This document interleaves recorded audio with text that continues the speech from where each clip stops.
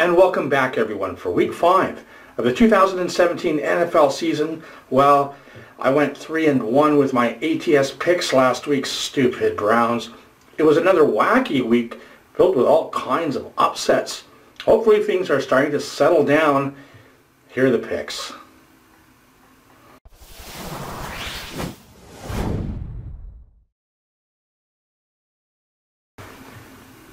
The first game we're going to look at has the Buffalo Bills going to Cincinnati, where the Bengals, the villains of last week's parlay loss, are 3-point favorites at home. Well, Cincinnati finally got off the snide last week with a victory over the Cleveland Browns. It was more the Browns being the Browns than Cincinnati being good.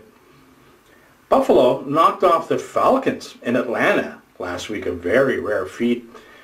The Bills did lose promising wide receiver Jordan Matthews, but the offense revolves around the running of Shady McCoy more than the passing game, and it's the Buffalo defense that has led the way so far, as they're the #1 ranked side in points allowed in the entire NFL.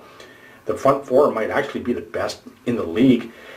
It may be too much asking Buffalo to win back-to-back road games, but you don't have to win this game, as they are the underdogs. I should also point out that Buffalo is one of only 2 teams in the NFL with a perfect 4-0 record against the spread. If they don't lose, and I don't think they will lose it, it won't be more than by a field goal. So the worst thing that can happen is a push. And like I said, I like Buffalo to win this game, so let's take the points. And let's take the Buffalo Bills +3.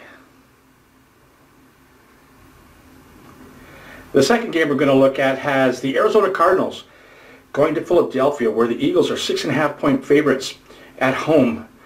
While the Cardinals managed to squeak out another overtime victory last week over one of the lesser teams in the NFL. Arizona's 2 wins this year have come against the Indianapolis Colts and the San Francisco 49ers, 2 teams I have near the bottom in my weekly team power rankings video.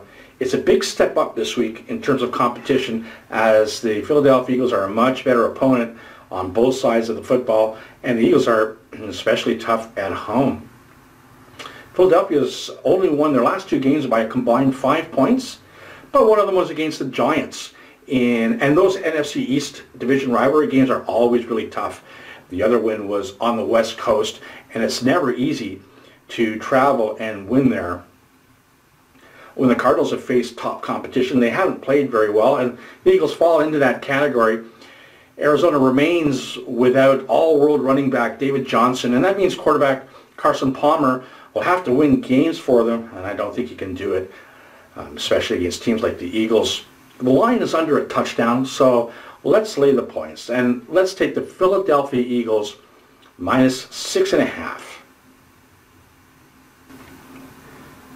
The third game we're going to look at has the Seattle Seahawks going to Los Angeles, where the Rams are a 1-point favorite at home.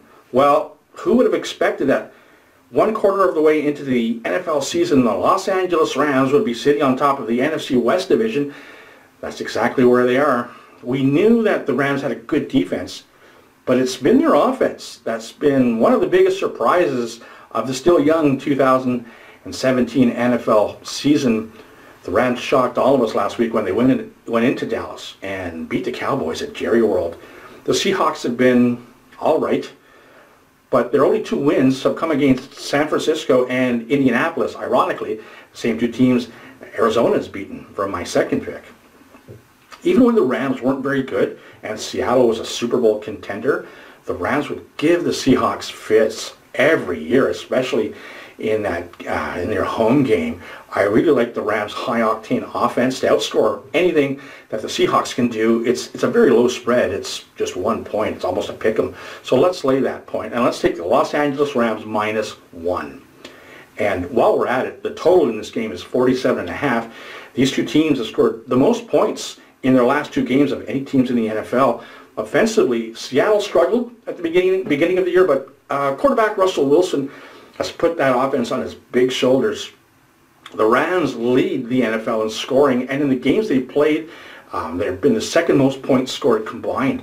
Only games involving the New England Patriots have had more points scored in them.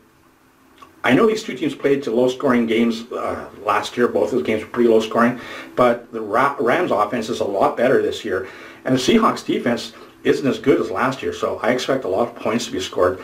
So let's take the over 47.5. And the fourth game we're going to look at has the Green Bay Packers going to Dallas, where the Cowboys are 2-point favorites at home. Once again, the Dallas Cowboys will be playing a team that's coming off of the Thursday game from the week before. That's 2 weeks in a row. That's not really fair. The difference this time is that Dallas won't be coming off the Monday nighter as well, because they played on Sunday last week, and this time they're coming off of a home game, unlike the week before when they were on the road. The Packers' only loss this year has been on the road, and in this game they're really banged up. They have injuries on the offensive line, at running back, and at wide receiver. They'll also be facing a very angry Dallas team that can't afford to fall 2 games behind the Eagles in the NFC East division. The Cowboys will be going on the bye the following week as well, so I expect a full team effort from the home side this week, and it's a very small price to pay. So let's lay the points, and let's take the Dallas Cowboys -2. I have a second over-under play for this week. The total in the game between the Baltimore Ravens and the Oakland Raiders is 39. Oakland will be missing starting quarterback Derek Carr as E.J. Manuel takes over under center. Last year when Carr got hurt, the Raiders managed only 6 points in the one game that he didn't play. Wide receiver Michael Crabtree may not play as well. He suffered a bruised lung a couple of weeks ago, and even if he does play, I don't know how much chemistry he'll have with a new quarterback. Wide receiver Amari Cooper has been a bit of a bust for the Raiders so far, and running back Marshawn Lynch is not the same old beast mode that he used to be when he played for Seattle. Meanwhile, only the Miami Dolphins have scored less points per game than the Ravens have this far. I think the Ravens are averaging 15 points, and both of these defenses are pretty decent as well, so I expect a very low-scoring game. So let's take under the 39 points.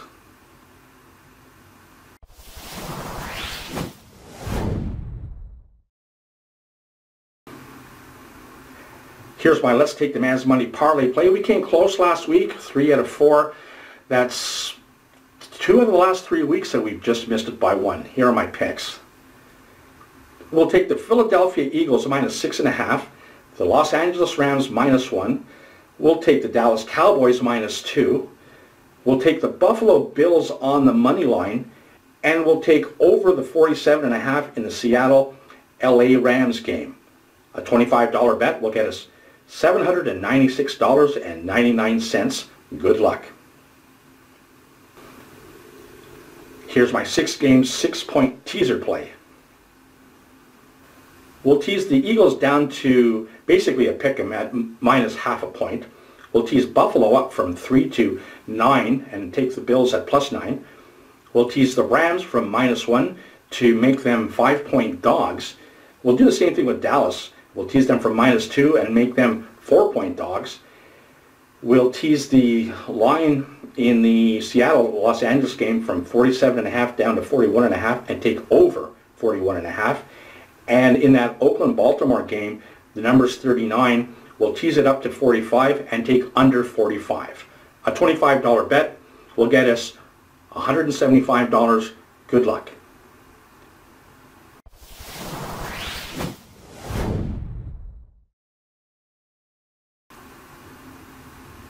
Here are my straight-up picks for this week. You know, every week I try to pick a couple of upsets, and upsets certainly happened last week. It's just not the ones that I picked. Hopefully, we'll do it right this time. Here they are.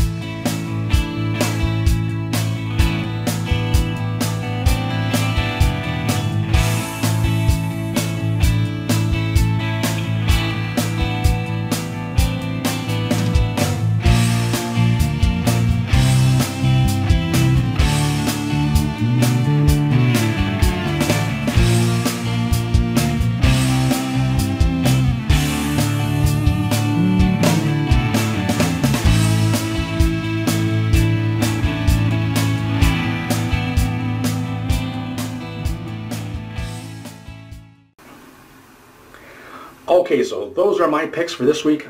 Good luck to you. You know, I do these picks on Wednesday with the latest information that I have. By the time the games start on Sunday, a lot of stuff has changed. So if you want to tweak one or two of these picks, obviously, go right ahead. It's another reason why I encourage all of you to join us on our Facebook page.